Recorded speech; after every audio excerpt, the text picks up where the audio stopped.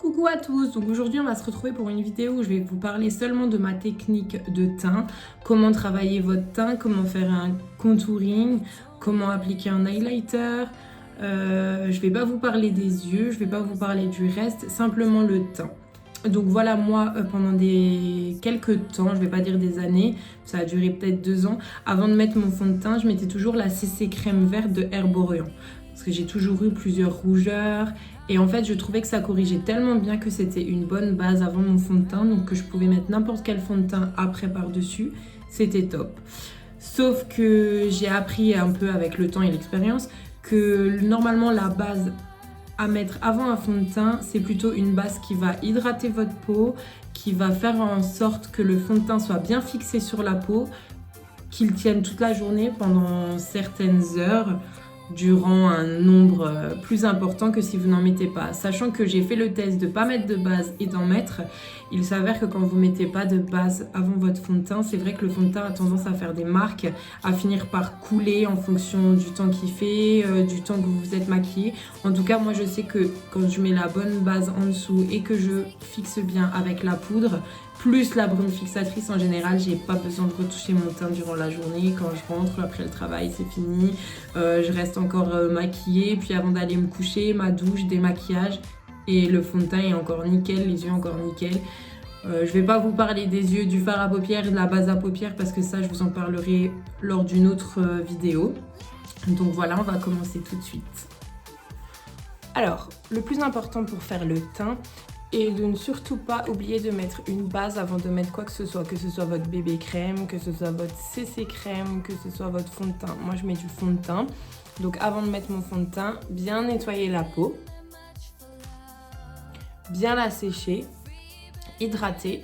Pendant le temps où l'hydratation rentre bien dans mes pores, dans ma peau, moi je me maquille les yeux. Pourquoi je me maquille les yeux en premier ?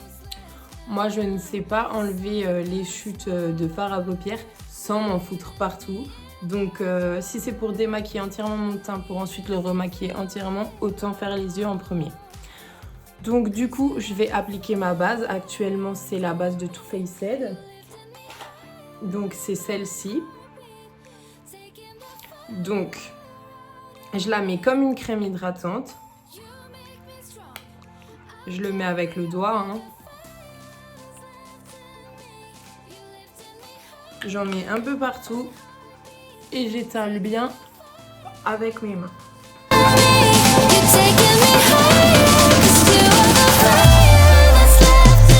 Avant, j'avais mis du baume à lèvres sur mes lèvres pour les hydrater avant le maquillage. Donc du coup, j'étale avec partout sur mon visage. Ensuite, je vais prendre mon éponge mouillée qui a été lavée mais qui est tellement vieille que les taches ne partent plus. Donc attention, les filles qui utilisent les éponges genre Beauty Blender ou n'importe quelle autre marque, les éponges doivent être humidifiées. Bien sûr, elles ne doivent pas être complètement trempées avant de l'utiliser, hein, mais elles doivent être humidifiées parce qu'alors elles grossissent, elles sont plus grandes, elles sont plus grosses et alors c'est plus facile à mettre le fond de teint sur votre visage et à bien estomper partout. Du coup, en ce moment, mon fond de teint, c'est le Dior Backstage. Moi, je l'aime pas trop parce que je le trouve pas assez couvrant. Il est plutôt très fluide. Bon, il est facile à travailler vu qu'il est hyper fluide. Mais moi, je dois mettre je sais pas combien de couches pour que ça donne le rendu que j'aime bien.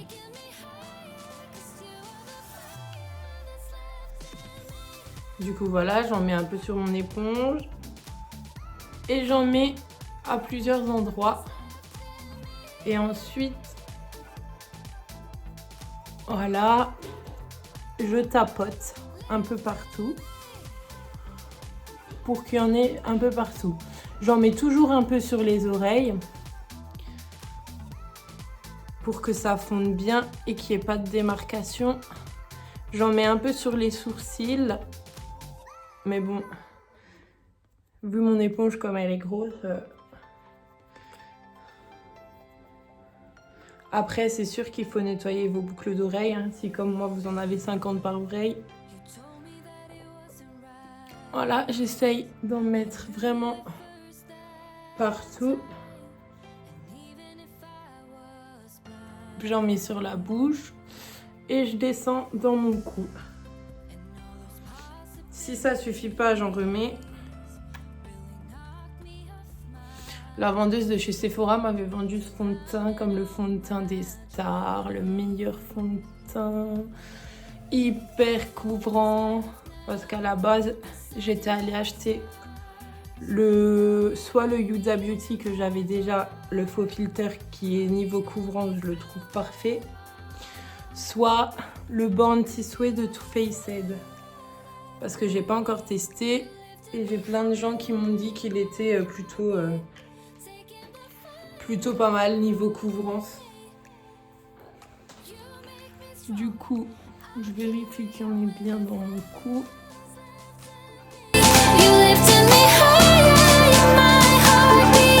Je vais bien au bord des yeux. Comme vous le voyez, Ok, bon, soit. Maintenant, je vais le terminer, hein, mais je l'achèterai plus. Ensuite, maintenant que j'ai fait ça, je vais passer à mon anti-cerne. Là, actuellement, j'ai le touche lumière de Sephora. Il est pas top top. Il est assez transparent, mais bon, faut bien terminer ses produits, hein. Donc du coup, je le mets bien au bord. Je monte sur l'arête du nez. Je le descends. J'en mets vraiment beaucoup. Ça va m'aider pour mon contouring après.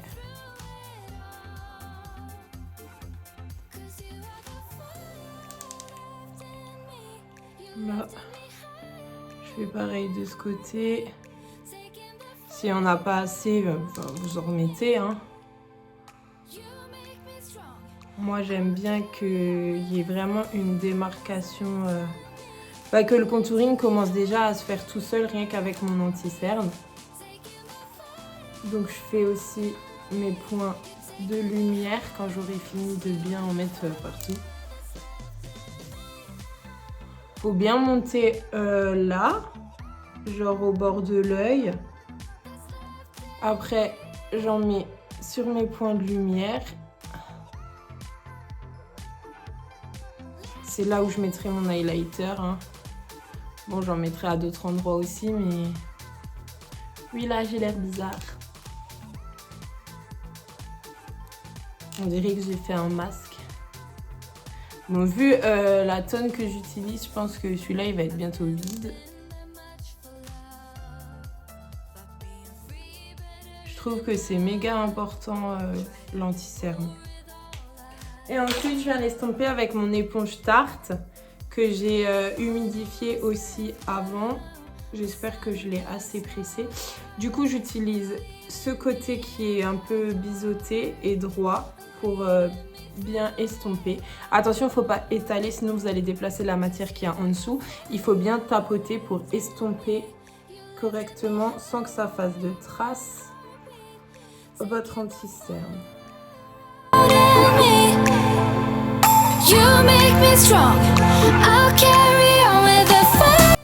J'estompe bien près du nez aussi. Pour aller vers le coin interne, souvent je prends ce côté pointu. Je le presse un peu pour pas trop abîmer mon fard à paupières. Et ensuite, je fais le reste.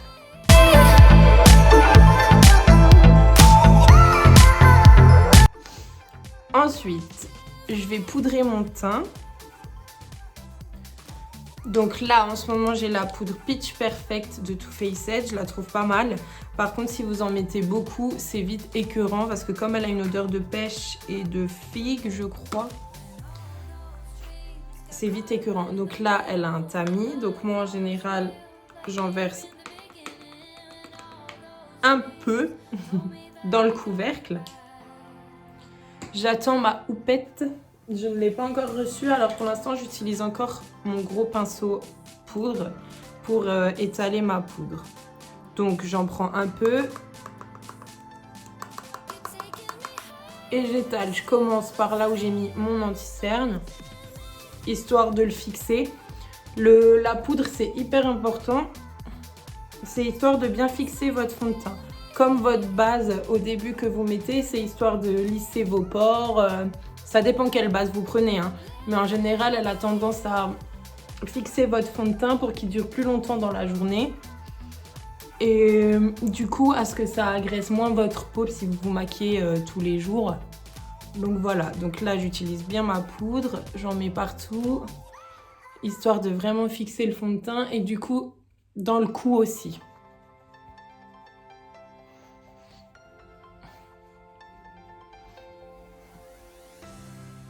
Voilà, ensuite,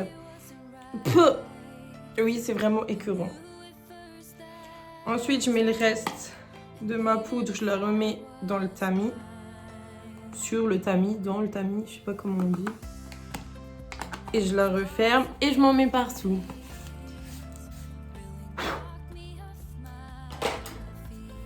Voilà. En général, ça dépend des jours. Des fois, je fais tout de suite mon ras de cils inférieur. Ou alors, je termine d'abord de faire tout mon teint. Là, je vais faire mon ras de cils en premier. Donc j'avais utilisé la Desert Dusk de Huda Beauty. Du coup, je vais prendre les pinceaux que j'ai utilisés pour faire le haut et je vais reporter les deux couleurs du haut en bas. You make me strong. I'll carry on with the fire that's left in me. You lifted me higher in my heartbeat, taking the fire out of me. You're taking me higher, 'cause you are the fire that's left in me.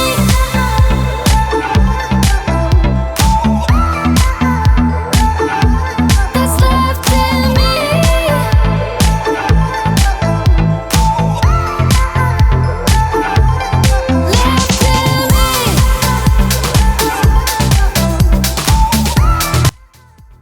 J'essaye que ce soit assez symétrique sur les deux yeux.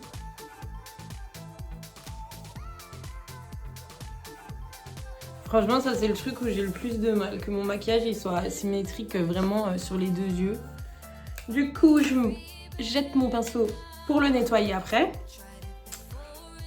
Je vais mettre du Reseal en bas de mes yeux. Donc du coup, là en ce moment j'ai gardé le Bad Gal Bang de Benefit. Je l'ai pas trop aimé, je l'avais reçu en cadeau, du coup je le termine.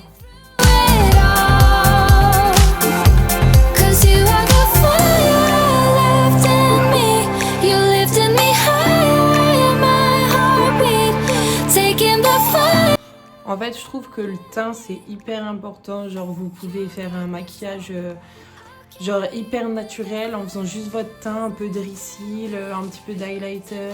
Enfin, vous pouvez faire un maquillage de ouf. Par exemple, si vous faites un maquillage de ouf aux yeux et que vous maquillez pas correctement votre teint, je trouve que il manque quelque chose. C'est un maquillage qui est pas terminé, qui est pas fini. Le teint, je trouve ça hyper important, ça donne tout de suite bonne mine, ça donne tout de suite l'impression que vous êtes bien réveillée, que tout va bien, que vous êtes heureuse dans votre vie. En clair, c'est méga important. Ensuite, je passe à... Qu'est-ce que je fais? Je vais faire mon contouring. Donc du coup, pour mon contouring, j'ai jamais trouvé un pinceau super adapté. Donc en fait, en général, je prends le pinceau que j'utilisais avant pour mon fond de teint. C'est un Sephora. Il est... Comment dire? Il est comme ça. Il est plutôt droit devant. C'est pas un pinceau poudre. C'est un pinceau multifonction, multitexture.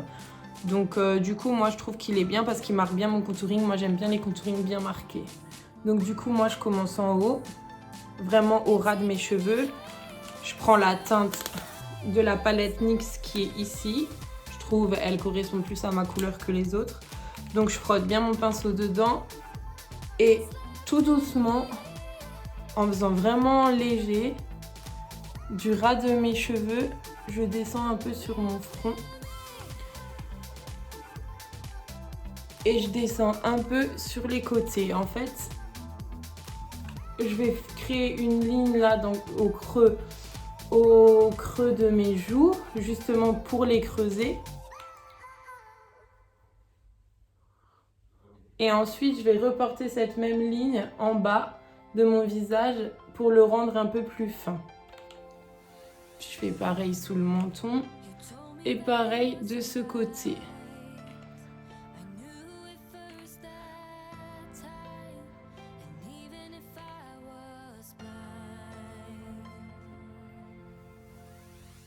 Ensuite, j'en mets un petit peu là, sous ma bouche. Et de temps en temps, je change de pinceau et de temps en temps, non, pour faire mon nez. Ça dépend. Je fais un peu le bout de mon nez, le dessus et les arêtes du nez. Oui, là, j'ai l'air d'un clown. Ensuite, je prends mon pinceau avec lequel j'avais mis ma poudre avant pour en fait tout accorder ensemble. Et alors, c'est là, je frotte partout, justement pour estomper le contouring et que tout soit bien intégré à mon teint sans faire de démarcation de clown ou bizarre, pas très beau, voilà quoi. Là, j'intègre vraiment mon contouring dans mon teint avec les restes de poudre qu'il y avait sur mon pinceau. Voilà. Après ça, moi, je passe toujours au blush. En fait, je fais l'highlighter vraiment en dernier, juste avant de fixer. Enfin, en dernier du teint. Et ensuite, je fais mes lèvres. Et du coup, oui, j'arrête pas de me toucher le nez, ça me gratte. Et du coup, après, je fixe le tout. Donc là, pour mon blush, j'ai la palette holographique de Sephora. Je la trouve plutôt pas mal, elle est pas chère. Niveau qualité-prix, c'est plutôt pas mal. Du coup, en général, je mélange deux blushs. Mais là, vu les yeux foncés que j'ai fait, je vais mettre le rose du milieu.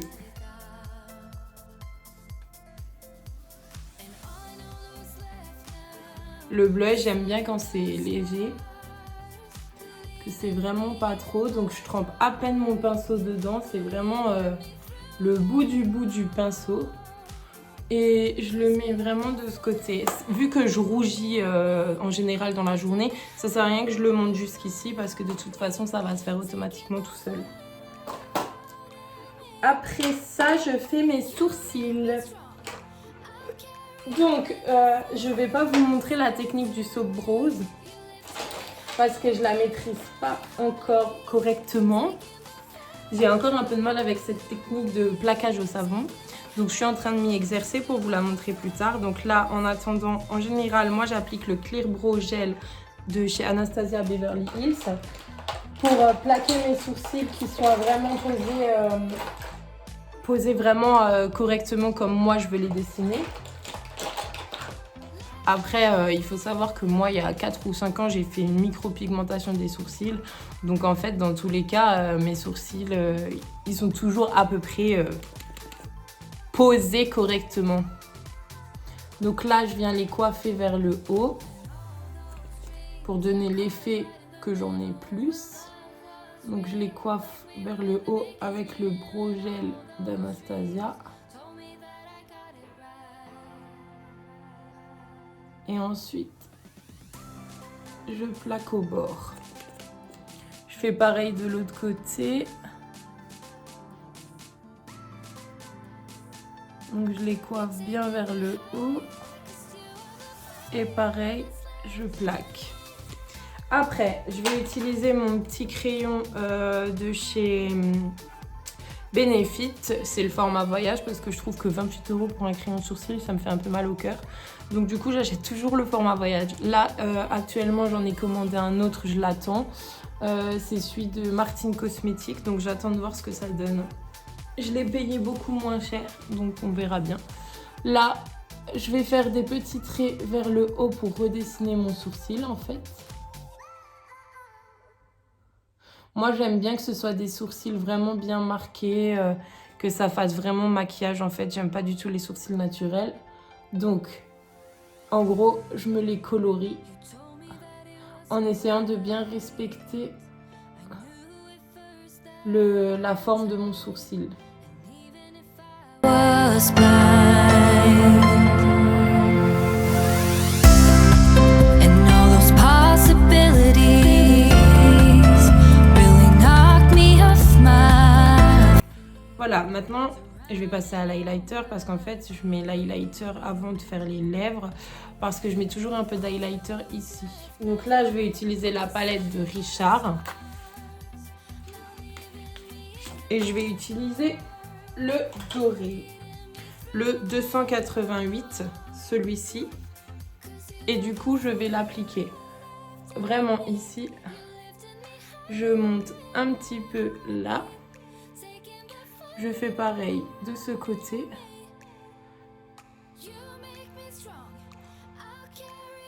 Là j'estompe un peu le bout du nez, je le monte sur l'arête.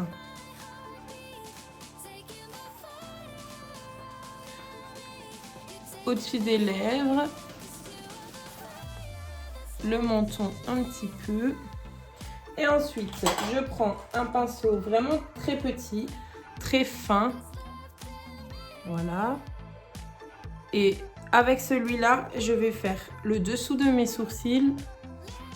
Donc je remplis tout ce qui est le dessous de mes sourcils. En fait, tout ce qui n'a pas de fard aux paupières, je le remplis d'highlighter. Et ensuite, je fais le coin interne de mes yeux.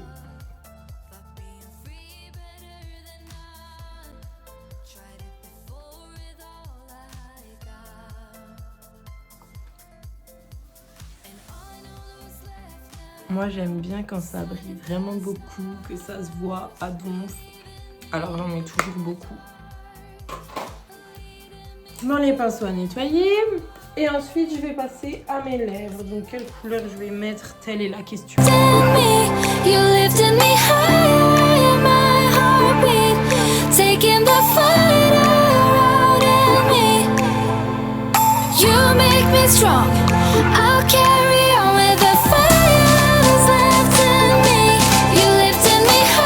Voilà.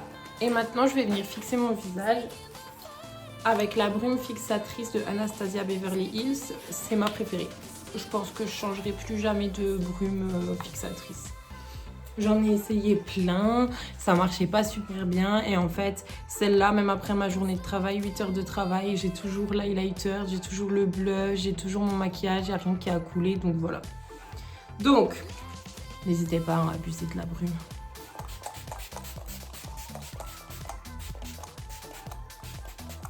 Et là, normalement, il faut bien laisser sécher, histoire que ça fasse pas de ridules aux yeux, au front, que votre maquillage ne finisse pas par descendre. Il faut vraiment bien laisser sécher votre brume fixatrice. Alors